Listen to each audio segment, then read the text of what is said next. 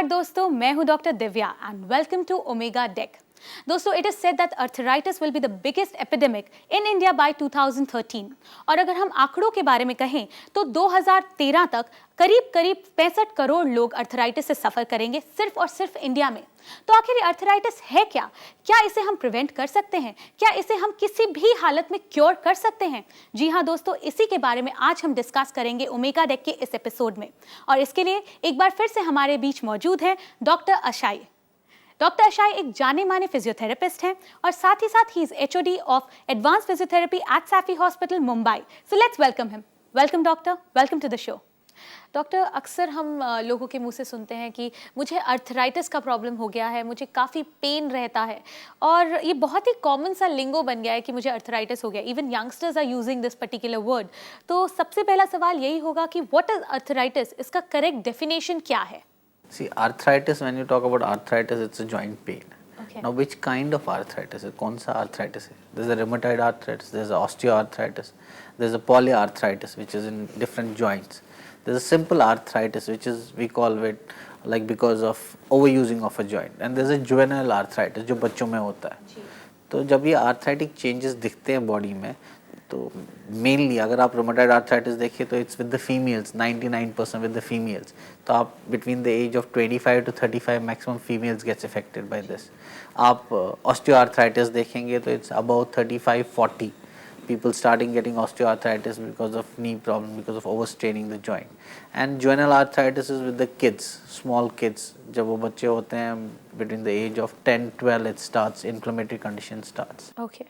अब आपने एक जब बोला कि कई तरीके के अर्थराइटिस होते हैं, मैं चाहूँगी कि थोड़ी थोड़ी जानकारी उनके साइंस और सिम्टम्स के बारे में, ताकि लोग डिफ्रेंशिएट कर सकें कि हम किस तरीके की कंडीशन से सफ़र कर रहे हैं। अगर आप ऐसी जानकारी देते तो it will really help our viewers.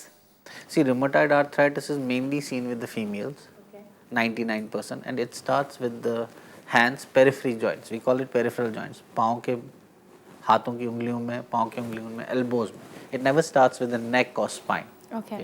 And whereas osteoarthritis, at the age of 40-45, it starts. It's basically a degeneration.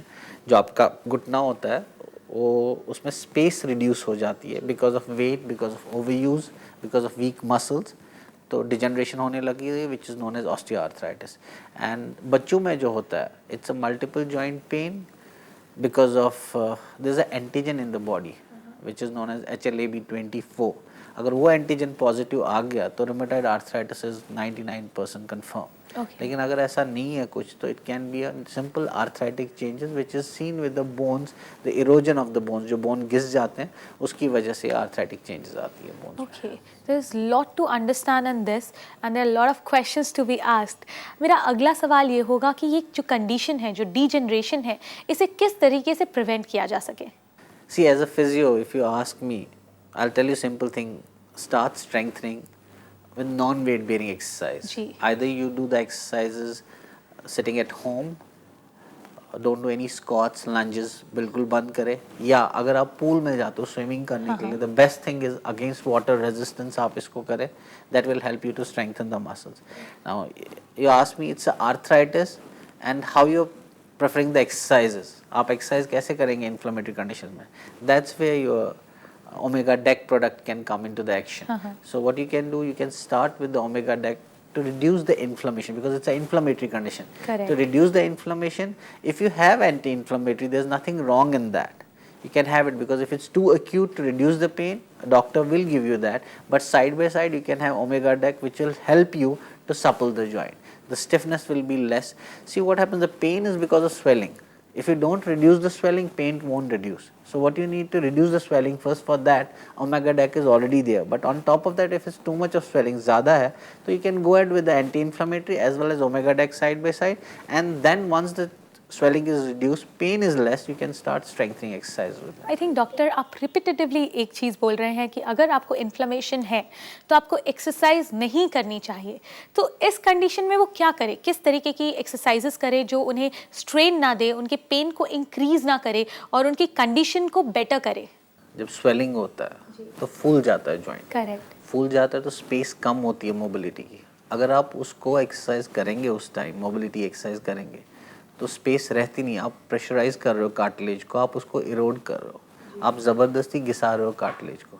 That's why I am saying don't do any exercise. The best thing is उसमें आप जितना हो सकता है, अगर आपकी नी में swelling है, एंकल में स्वेलिंग है, आप लिम्ब को एलिवेट कीजिए, 1-2 पिलो रखिए, उसके ऊपर पाँव रखिए और उसको ड्रेन होने दीजिए। जो हम लोगों का ड्रेनेज सिस्टम होता है बॉडी में, तो उसके थ्रू वो ड्रेन होता है और आपकी स्वेलिंग कम हो जाती है। At the same time what you can do, you can contract the muscle which is known as isometric exercise. Okay क्योंकि आपने ये पूछा इसलिए मैं बोल रहा हूँ कि जब आप पाँव को एलिवेट करके रखते हैं और आप खींचते हैं मसल को कॉन्ट्रैक्शन में, that contraction helps you to pull the fluid down and release it from there. When you release the muscle, तो वो फ्लूइड नीचे आता है, तो आपकी स्टिफनेस भी कम हो जाती है और आपकी इन्फ्लेमेशन भी कम हो जाती है।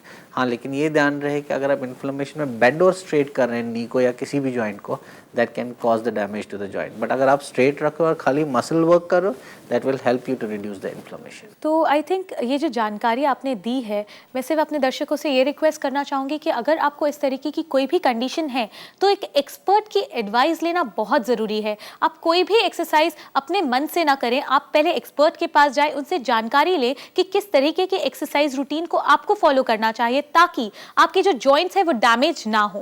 दैट्स वेरी इंपॉर्टेंट, क्योंकि कभी कभी क्या होता है, हम इस तरीके के शोज़ में हम डिस्कस कर रहे हैं, इंटरनेट पे भी बहुत सारी इन्फॉर्मेशन अवेलेबल है, तो हम उस तरीके की इन्फॉर्मेशन को देख के खुद डिसाइड कर लेते हैं कि हमारे लिए बेटर है, हमारे लिए बेहतर है, हमारी जो प्रॉब्लम है उसके लिए शायद वर्क करे, and then we end up with a wrong notion, और वो हमारे ना सिर्फ जॉइंट्स को, हमारी हेल्थ को भी इफेक्ट करता है।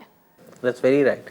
और आपने देखो काफ़ी आर्थराइटिक पेशेंट जिनको बोला जाता है वेट कम करने के लिए, they get on to the treadmill, they do exercises, तो तभी जाके उनका जो पेन जो बढ़ जाता है। तो उसके लिए बहुत ख्याल रखना पड़ेगा उनको, और जब भी ऐसे प्रोग्राम्स पे जाए वो एक्सरसाइज गलत नहीं है। आई थिंक बहुत सारी और इन्फॉर्मेशन, बहुत सारी चर्चा आपके साथ करनी बाकी है, but now we have to take a small break. दोस्तों, आज हम बात कर रहे हैं अर्थराइटिस के बारे में ओमेगा डेक में, और ब्रेक के बाद हम आपको बताएंगे कि किस तरह से ओमेगा डेक आपकी अर्थराइटिक कंडीशन को सॉल्व कर सकता है, आपको उस पेन से बचा सकता है। So stay tuned.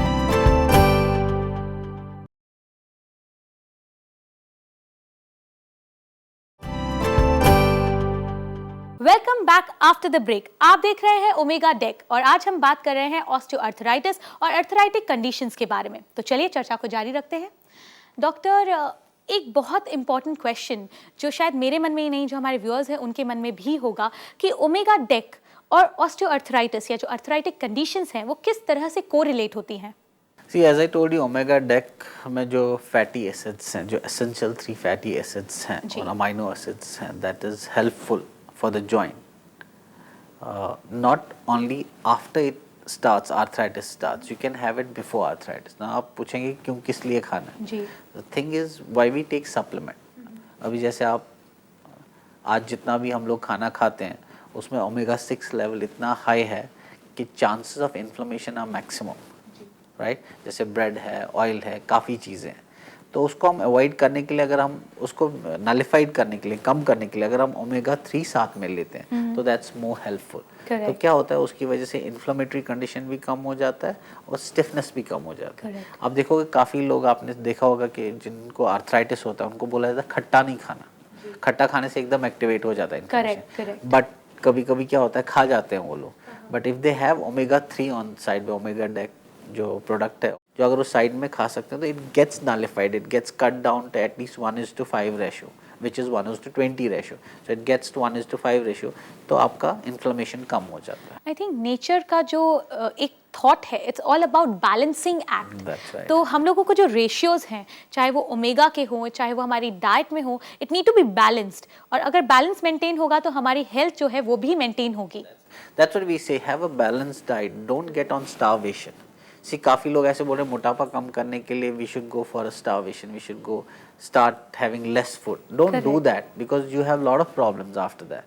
You have proper food at the same time have a balanced diet. Correct. That's where these supplements come in action. So people जो exercise करते हैं, जो काफ़ी exercise करने जाते हैं, दिन में at least सुबह 45 minutes walk पे जाते हैं, शाम को थोड़ा strengthening करते हैं, या शाम को अगर time नहीं मिले तो फिर भी walk कर लेते हैं, तो उनके लिए best है कि वो ओमेगा डेक्स स्टार्ट करें, मॉर्निंग में एक सॉफ्ट जेल ले ले, रात को एक सॉफ्ट जेल ले ले, तो उसमें काफ़ी फ़र्क पड़ेगा उनको. Doctor, I've gone through your profile and you have been training with lot of sports person, correct? And मेरा सवाल ये रहेगा, कई ऐसे हमें क्वेरीज आती हैं लोगों से कि हम लोग कोई ना कोई स्पोर्ट्स एक्टिविटी में इन्वॉल्व रहते हैं और अगर हम उसे एक्सेसिव एक्सरसाइज कर रहे हैं तो we usually suffer from pain, sprain. तो क्या इस कंडीशन में भी ओमेगा डेक हेल्प करता है? या दैट्स राइट. क्या होता है कि मैंने देखा काफ़ी स्पोर्ट्स पीपल जो हाई प्रोटीन लेने की कोशिश करते हैं, क्योंकि मसल को हाई प्रोटीन चाहिए बिल्डअप करने के लिए, तो उसमें क्या होता है कि काफ़ी असर किडनी पे भी पड़ता है जी. So they have lot of time problem with the kidney, urine में प्रॉब्लम आ जाता है, so they drink lot of water.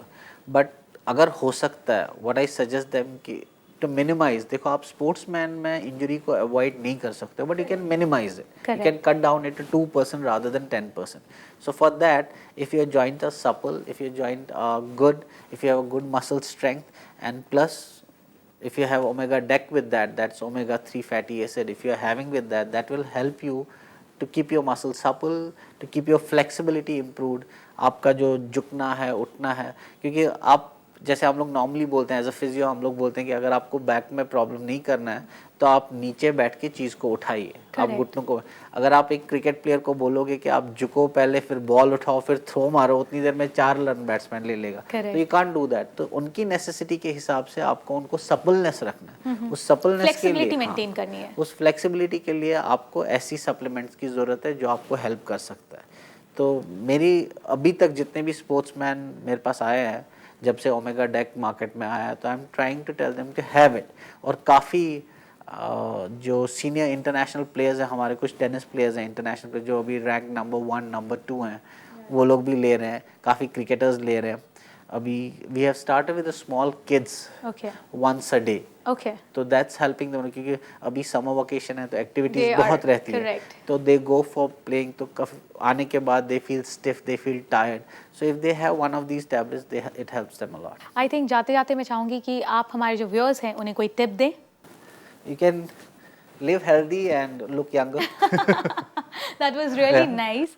So आपके साथ आज जो भी डिस्कशन हुआ, it was really fruitful. और हमारे जो व्यूअर्स हैं जिन्होंने भी ये शो देखा होगा, वो अब जान गए होंगे कि किस तरह से वो अपने जॉइंट्स की केयर कर सकते हैं, किस तरह से वो गलत एक्सरसाइज करके उन्हें डैमेज ना पहुंचाए. ये जो हमारा एक मैसेज था वो क्लियर कट उन तक पहुंच चुका है. Thank you very much doctor. My pleasure. Thanks dear. दोस्तों, आज हमने जाना कि किस तरह से ओमेगा डेक हमें मदद करता है हमारे जॉइंट्स को प्रोटेक्ट करने के लिए. यही नहीं, वो हमारे जॉइंट्स की फ्लेक्सिबिलिटी को भी बढ़ाता है.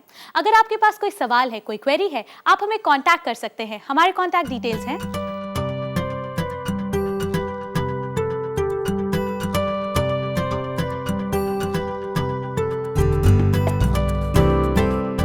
टाइम टू से यू गुड बाय. हम मिलेंगे ओमेगा डेक के अगले एपिसोड में और भी कई जानकारियों के साथ में, ताकि आप रहें हेल्दी और रहें यंग हमेशा.